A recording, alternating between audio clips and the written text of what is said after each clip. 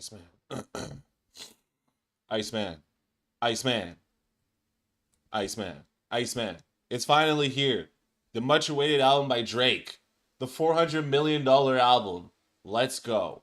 After a historic debut with the highest streamed day ever on Spotify, and Drake breaks that record. He broke the Not Like Us record, or the GNX record, I should say. It seems like the industry is actually trying to suppress him, and Drake fans weren't playing around. Now, I noticed this initially when I was putting together this tweet that ties a couple of things that some people might consider a reach, but I thought it was a little bit fun, and when I was listening to the song, it jumped out at me. And I said, Drake dropped a major diss people are sleeping on. On Janice STFU, he raps, swear my label gotta free me, baby. Hey, buried alive, someone come dig me up. If I call your shorty right now, she picking up. You boys got big off my name, that's big enough. So this, of course, Call Up Your Shorty could reference ASAP Rocky and ASAP Rocky's baby mama, or his shorty, which is none other than Rihanna. Buried Alive, also reference to Kendrick Lamar, but that's really a simple bar for Drake. Like, it's a decent bar. But the crazy thing about this album, I will say, throughout this whole thing is like, shout out to Drake for coming back after that big Not Like Us beef and everything that's going on with the whole Not Like Us stuff, because he had to deliver.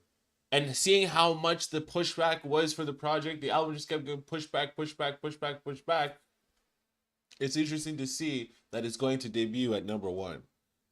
Because it's like, bro, it was looking really bad for Drake for a second there, man. $400 million deal for all these projects, and it's like the first one out the gate is a flop. Thought this whole thing was a double entendre, talking about A$AP Rocky and Kendrick, but also his record label. Them boys got big off of his name, Universal. And 10 years ago, he dropped the song Sneakin' with 21 Savage. And on Sneakin', he would rap, plus, I never met nobody from my label. I just pop up with the music, then they pay me. And I think this is very interesting because if you don't pop out at your label, you're flexing that you don't care to build any relationships with them. Is it any surprise if they actually took the opportunity, when given such, to amplify a diss against you? I don't know. And that's what he's suing over. So I said he also shot the Janice STFU music video with a similar style coat that he did in the Sneakin' music video in a similar resolution. It's a square resolution, not the wide resolution. And also the theme is a car garage. And most of the other music videos for the new album, Iceman, are filmed wide. There is another one that I'm forgetting off the top of my head that's square. But Sneakin' was also when he gave 21 Savage a red Ferrari as a gift. And on top of that, Universal was taking down anybody who posted Janice STFU music video clips for copyright on X. And this was an image that some Drake stands put up about this woman named Janice, who's head of partnerships at Universal Music. Some people are saying that she works in another branch, an Asia branch. I don't know. We don't know exactly who Janice is. But regardless of that, I still think all of the other evidence I've provided is enough to suggest that Drake was talking about Universal here. And this was the first song to be taken down. Like Shebang, it was everywhere. A lot of these other songs were still everywhere. But Janice STFU was being taken down everywhere it got posted immediately. But things would only get worse because a lot of Drake fans that, or just people in general that are posting the music, short clips of it, are getting taken down for DMCA. Here's one individual saying, UMG hit me with a copyright claim. I had my account locked for adding a song from Iceman to my workout video. Dog really angered the machine. And this person is more of like the business side of... Oh God, that means the video, if I'm doing any reaction to Drake music, is gonna get just obliterated, dude. Twitter isn't even somebody that's, like necessarily having a bunch of clout within the music sphere of things. And yes, Jules, somebody within the industry herself, said that's crazy. And also another page that is more of a fan of Drake's, Deanna, says, just got an email from X showing that UMG hit a massive copyright sweep accounts posting Drake's Iceman tracks. Have they done this kind of mass takedown for other major album drops from other artists too, or is this specifically a Drake thing? And you can see the scroll for all of these. So too hard.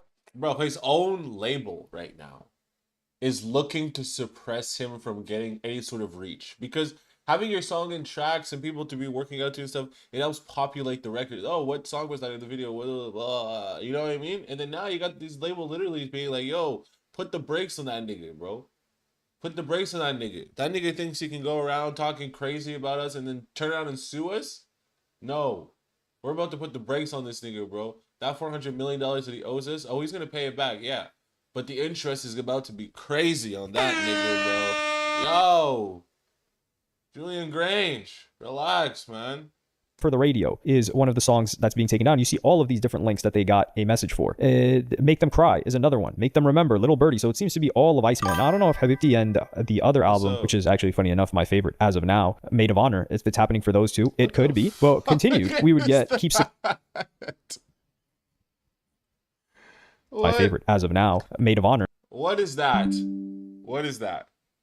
Is that a Drake? Okay, that's Drake and his mom and his dad.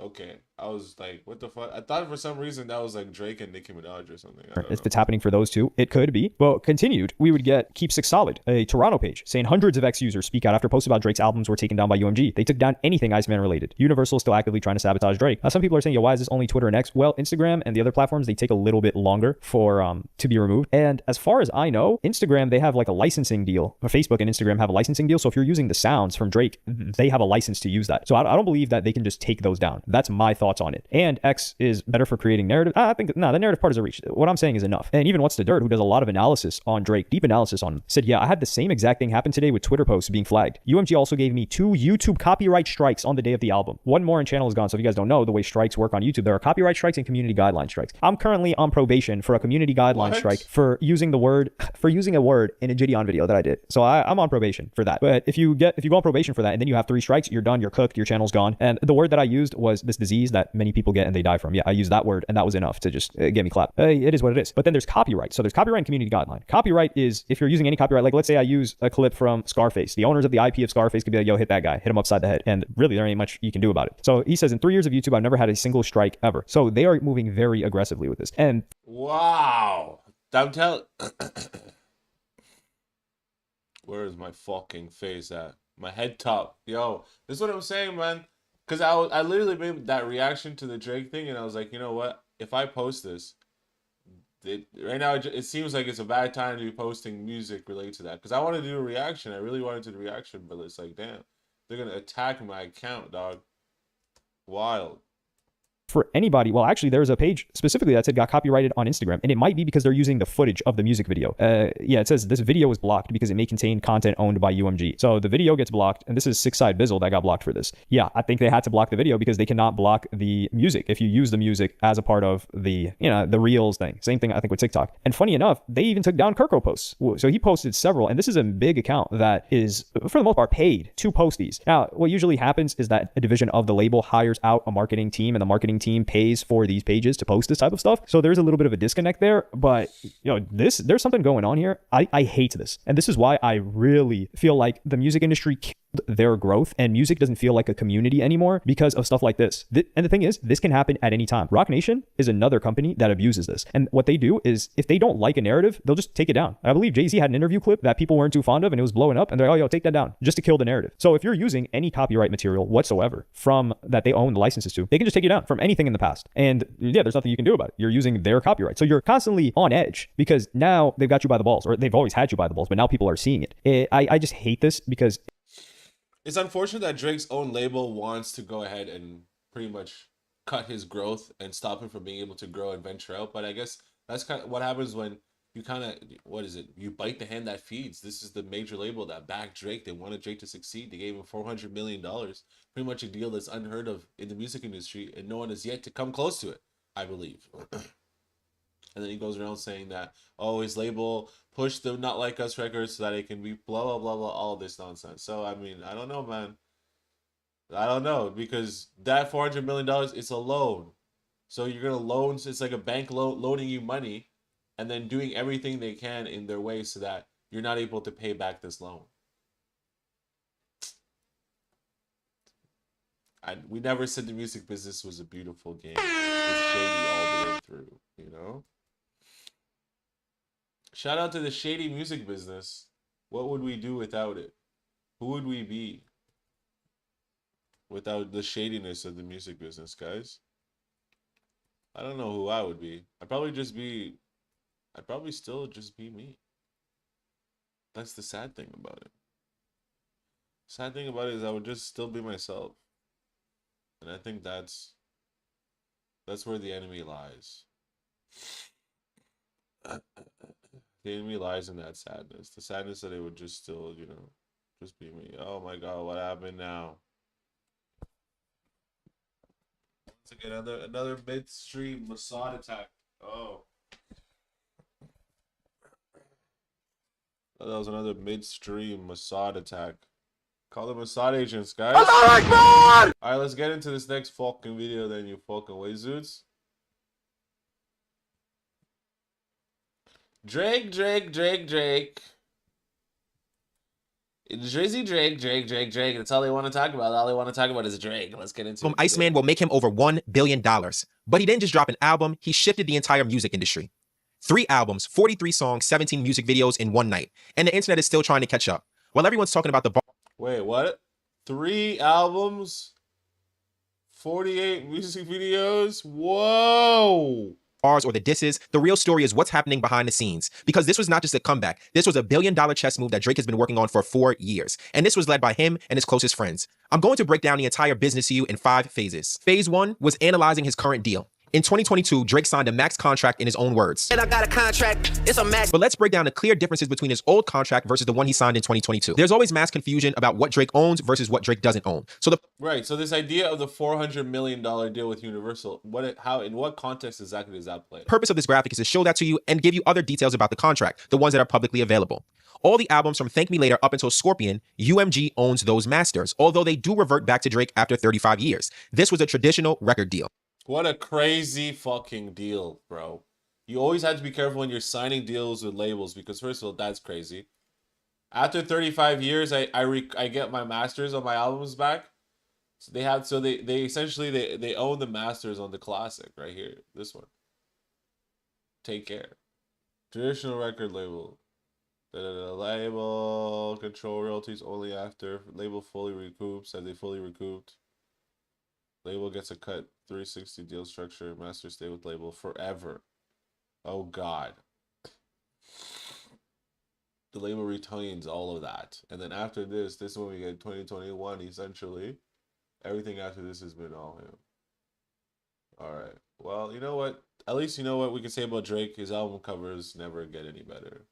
The publishing is largely controlled by the label as well. Drake received an advance from these albums, but that amount is undisclosed. I can't find that information anywhere. When it comes down to touring and merch and all of those things, that is likely within a 360 deal structure. But after Scorpion, Drake signed a massive new deal, which shifted the way that he did business with the label. If you look at any of the credits from these albums, you will see that Cash Money no. Right, so this is the deal I was talking about. Advance. $400 million recouped in under 1 year. So the deal is that he has to recoup this in under a year? Wow. Longer is on there. These albums are licensed directly to UMG. So what that means is Drake owns the music, UMG will license it, and once the record deal is over and Drake recoups the money, Drake will leave with his masters for these albums. When it comes down to publishing, Drake will retain those as well. Now, we do know the advance that he got for this set of albums was $400 million, which was allegedly recouped between 1 to 2 years. While many people, including myself, thought Drake loved this deal, shortly after signing, I think he came to the realization that there were better options available to him. And then what he tried to do was speed up the process and get out of the deal in any way possible. Treat me like a newborn Lucian, not dropping me. Lucian and me are just like Kobe and Shaquille, but we never even chill. Now, I always thought these lines were Drake flexing on everybody. Like he's saying Lucian would not drop me. So I took that as a term of endearment. Like, yeah, Lucian and him are tight. They're locked in. Why would Lucian want to drop him? But if you think about it from the perspective of where we're at today, maybe Drake was saying Lucian won't get me out of the deal, or I'm telling him I want to readjust my deal and he won't do it. Then the second bar where he says me and Lucian are like Kobe and Shaquille, but we never even chill. Now Kobe and Shaq. $400 million deal, right? And then you drop 3 albums with 48 music videos. Every single dollar pretty much for that project was reinvested back into the album. 3 albums? It's like you're making pretty much like 3 blockbuster films at that point, you know? Built a dynasty, they three-peated. But when did the dynasty end? When the value of both players could no longer coexist. Shaq believed he was the man and he deserved everything. Kobe believed he was the man and he deserved everything. And eventually the two had to split. This may be what Drake was telling us all along, that he has never really been happy with this deal. And all of these things will come back in to connect with the release of Iceman. But we could publicly see things coming to an end for a very long time. I mean, look at these text messages right here. Drake is complaining about touring and saying he needed a break from everything. But even after he said this, he began to release more music and go on more tours. So what this tells me is Drake was trying to burn through his obligations to UMG to get out of the deal. But then when we get to 2023, Drake makes an announcement. I'll make music for a little bit. I'm going to be real with you. I need to focus on my health first and foremost. And I'll talk about that soon enough. Nothing crazy, but just like, you know, I want people to be healthy in life. And I've been having the craziest problems for years with my stomach. I was just saying what it is. Now I'm saying I was going to say, I'll say that. So I need to focus on my health and I need to get right. And I'm going to do that. And right after this announcement, he had no idea he was walking into the catalyst that would change his life for the next 3 years. Not only a battle with Kendrick Lamar, but also a battle with his label. During this whole time, Drake was negotiating a new record deal. And we heard about this. You're going to sit there and tell us, oh no, I need to take a break. My stomach hurts. My belly hurt. My belly hurt. And then you're going to proceed to rap against Kendrick? What a mistake. You should have just stayed in the corner. Because your belly hurt, buddy. And Family Matters. Him and the label could not agree on the dollar amount. Cause my last record deal was 400 M's. These days, that's a low bar, nigga. So now this proves he understands the deal he was in and he wasn't happy. So how does he unroll the next phase of his plan? Phase 2, get out of the deal. After Not Like Us, Drake was certain he couldn't trust the label, not with the money and not with the business. They wouldn't let him go and they wouldn't pay him what he wanted. So how do you get out? Not Like Us may have been the final nail in the battle, but it was also the last thread that separated Drake from the label for good. UMG put themselves in a bad position because they didn't quite anticipate what Drake would do next. He filed a lawsuit. While many debate that the lawsuit is about Kendrick Lamar or the song was really just adding fuel to an already lit fire.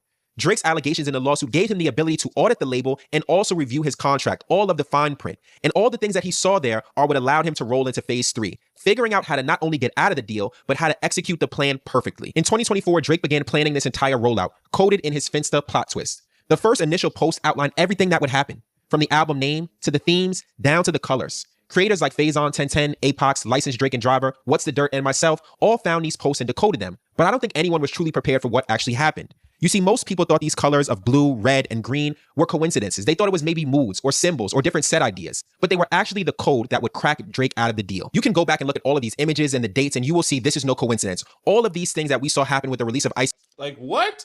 You'd have to be some kind of like Drake super detective to be able to go in and decode what all of this possibly means.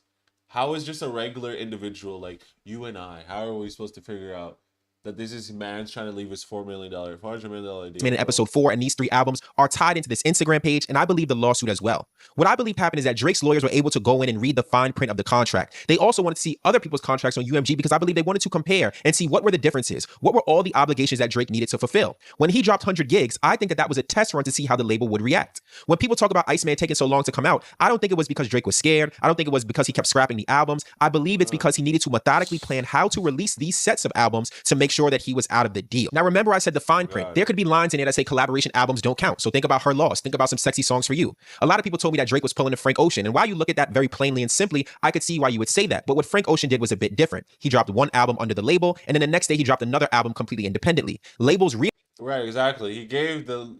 And to his testament, they're both good albums, but Blonde is the better album. realize this and put in addendums into contracts to make sure artists don't do the same thing. So what Drake did was figure out how exactly can I release these albums simultaneously to get out of this deal as quickly as possible. And then I could sit back at the negotiating table and say, give me the deal I want or I'm going to walk. This brings us to phase 4, which I think Drake alluded to on the part 6. Now let me see you prove it. Just let me see you prove it. Prove it. While most artists rely on a label for marketing budgets, radio relationships, paying their teams, upfront costs, all of those things, Drake did it with his own team. What he just gave us over the past 2 years is proof of concept.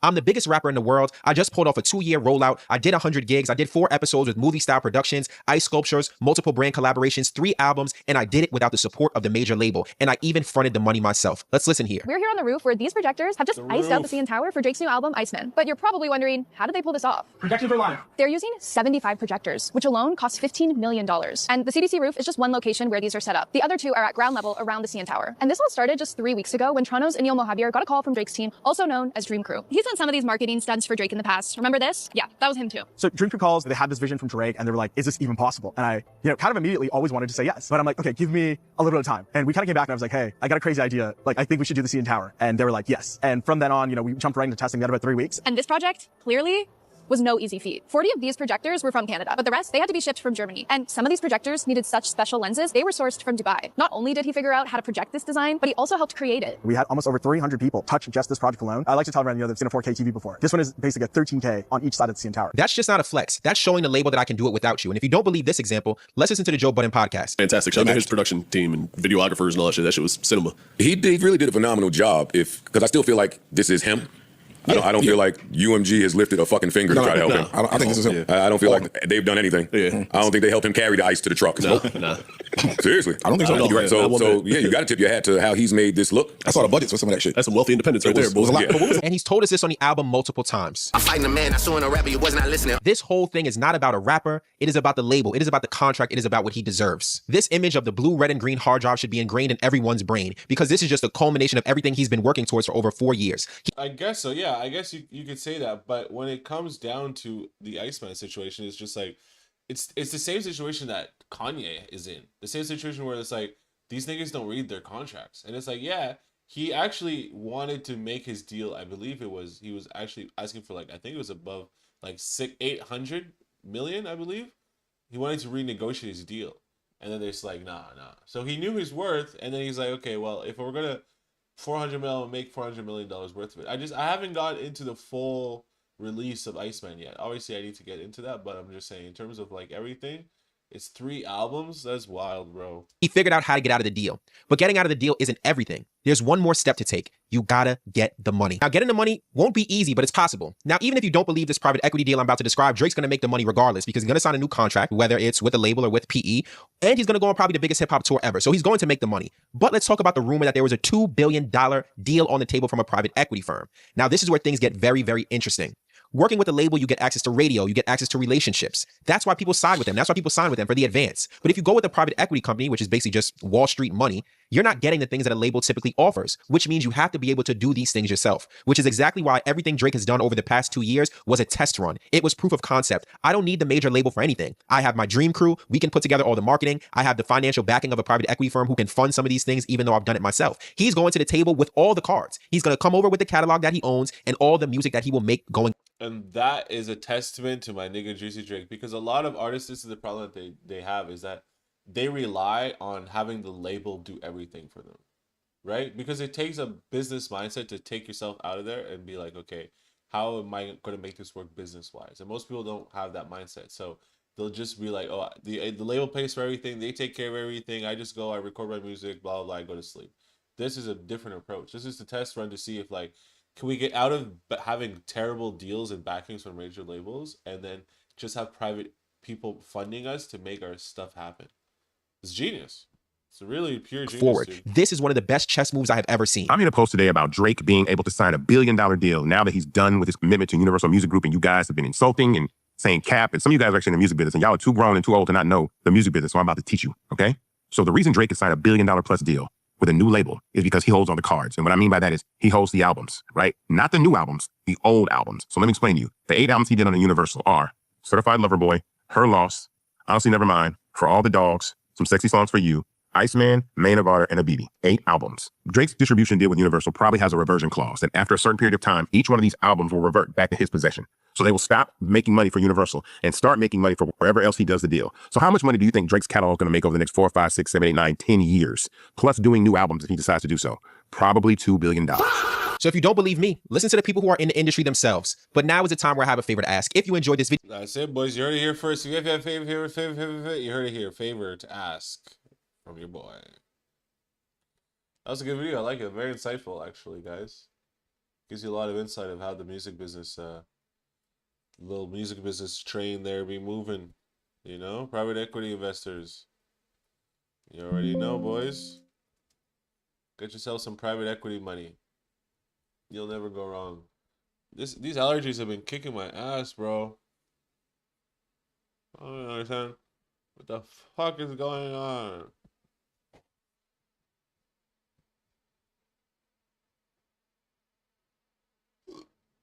Oh, recycling is not real. Alright, let's get into this. I'm pretty sure recycling is not real. Well, they try to lie to you whilst they burn the fires in front of you. Recycling is not real. Watching this video, and 9 times out of 10, the answer to that question is either going to be technically or money. So I'm just going to reuse this clip every time that comes up. So let's get into it. But again, remember, it's always technically or money. Hello.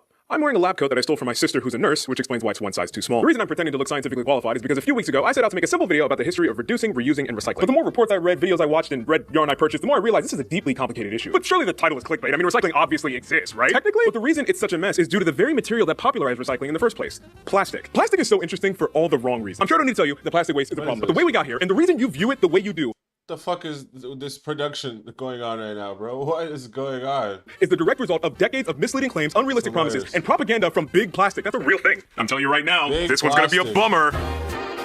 Big plastic. I've never liked chemistry because it's the one science you can't see, and because I have the reasoning ability of a 12-year-old boy, if I can't see a thing, I tend to believe it's not real. We all know that plastic is made from oil, yet none of us know how. Prior to writing this, I couldn't even imagine how that works. As far as I can understand, when you extract oil from the ground and you refine it, the product that you're looking for is called methane. It's the primary gas that your stoves use. We burn it for like energy and stuff. It's really valuable. But one thing you get when trying to get methane is its less popular brother, ethane. And this is a byproduct of the process. Ethane is going to be there whether you like it or not. And for a while, that's just the way that ethane Is that in the same way that like ethanol? Its less popular brother, ethane. And this is a ethane, methane, ethane, propane, butane.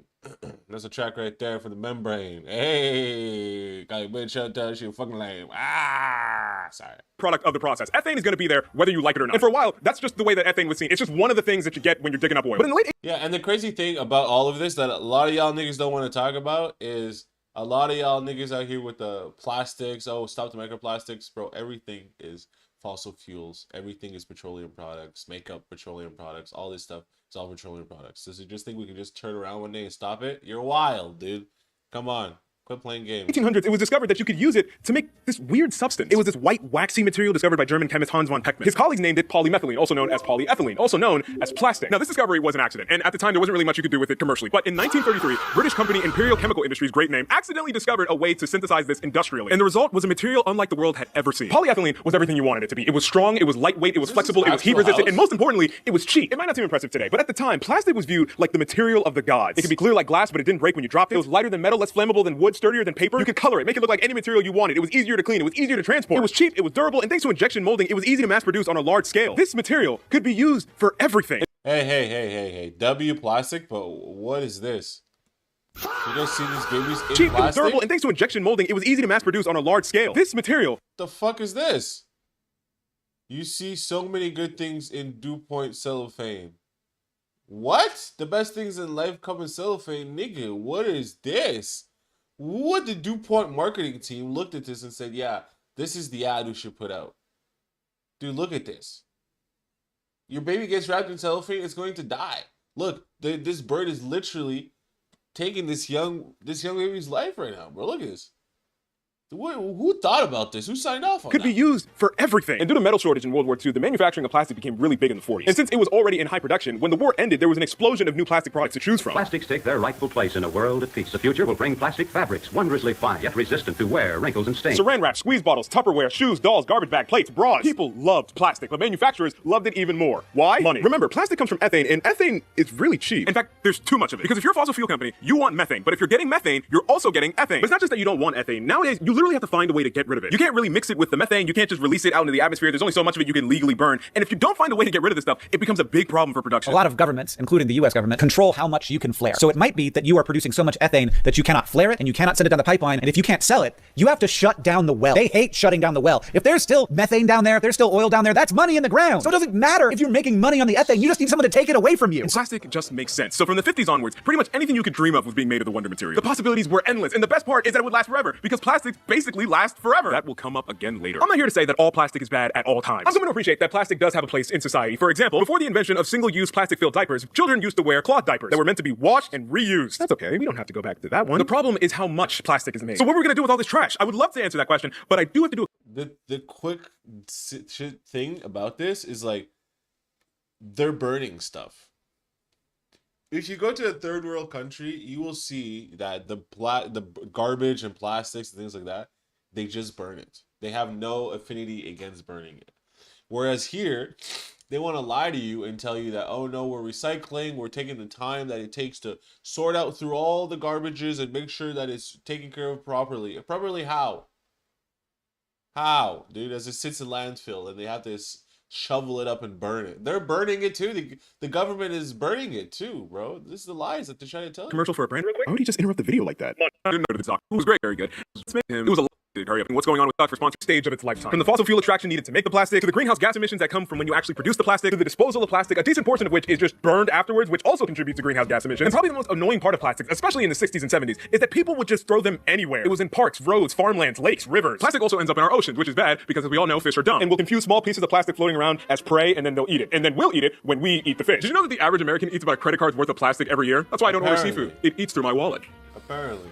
I'm doing great today. But the planet is a big place. I don't get why we can't just find somewhere to put it. We have this one planet. We only have so many places that we could put our waste. I can think of 3 different places we can put our trash right now. You can't put it in the ocean. Look what happened. Sure, obviously. You can't put it on top of a mountain. You can't? They've even tried to put it into a volcano. I didn't think of that. We can't?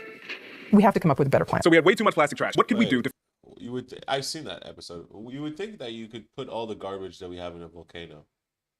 Why wouldn't you be able to do that? Fix the problem. Well, we could have cut down on plastic production, which would have solved the problem at the source. No, we're never going to do that. How about we come up with a slogan instead?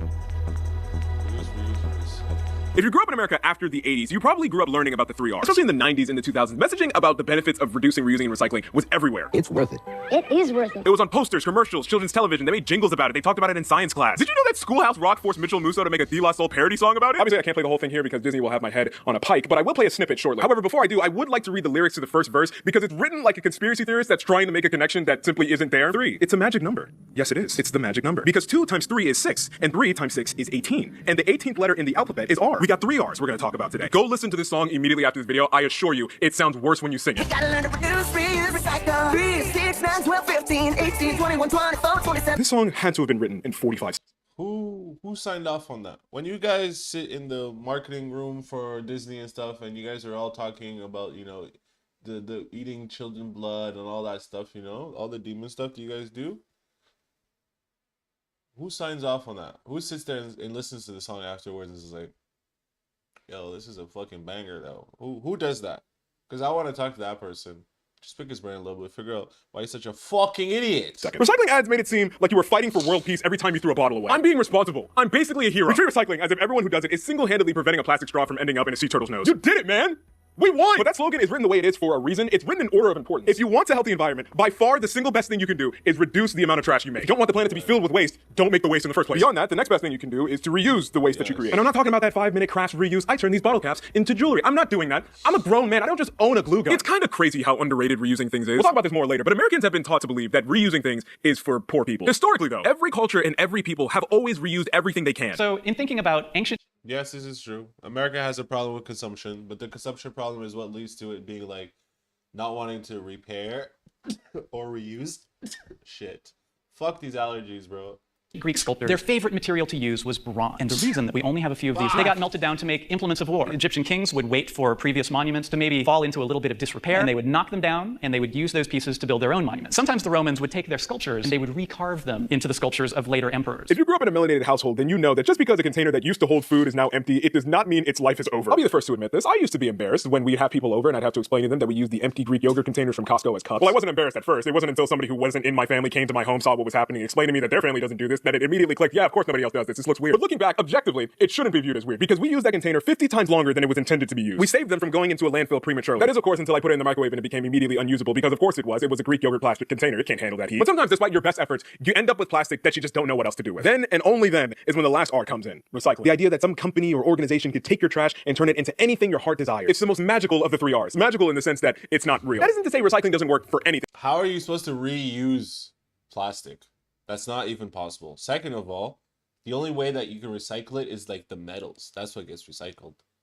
There are actually a number of materials that recycle rather well. Aluminum, for example, is considered infinitely recyclable, meaning you can recycle it over and over and over again and it won't break down in quality. In fact, of all aluminum that has ever been produced, 75% of it is still in circulation today. Now, you compare that to plastic that actually breaks down every time you recycle it. And of all the plastic that's ever been produced, 70% of it has been discarded. In fact, generous estimates say that only 10% of all plastic has ever been recycled once, and only 1% ever gets recycled twice. I think the main thing that makes recycling super difficult is that it doesn't arrive at the facility in perfect condition, organized by color and material. It comes in one gray blob, and there is almost surely animal and or human feces in the mix. And even the stuff that isn't fecal matter, a good portion of those materials shouldn't be in that pile. Recycling rules get so confusing because, first of all, you need to know what type of plastic it is because not all plastics can even be recycled. Second, did you know you have to clean the plastic before you put it in the bin? Some packaging materials, even if it has the recycling symbol on the front, some recycling plants can't accept. And I would love to sit here and tell you all the ins and outs of what can and can't be recycled. I really wanted to make it work. I come up with a bit where I was going to get a scroll and be like, here ye. I can't do that because recycling rules change everywhere. Everywhere you go, there's a new set of instructions. The ones in my area are different from the ones in your area and the next guy's area and the next guy after that. And despite all that effort, most plastics just end up in a landfill or being burned in an incinerator. So how did we come up with such an ineffective system? Well, to understand that, you're going to have to... So you're pretending you're this businessman from the 50s and you work in the plastic industry and your entire job is just to make money. You know, one of the reasons life sucks now is because you can't own anything anymore because everything is a subscription. Sure, I could make some money selling you something once. I can make more money if I sold it to you once a month for the rest of your life. But how am I going to get you to buy more plastic? I just spent all this money advertising how durable it is and how it basically lasts forever. People know you don't need any more plastic. What am I supposed to...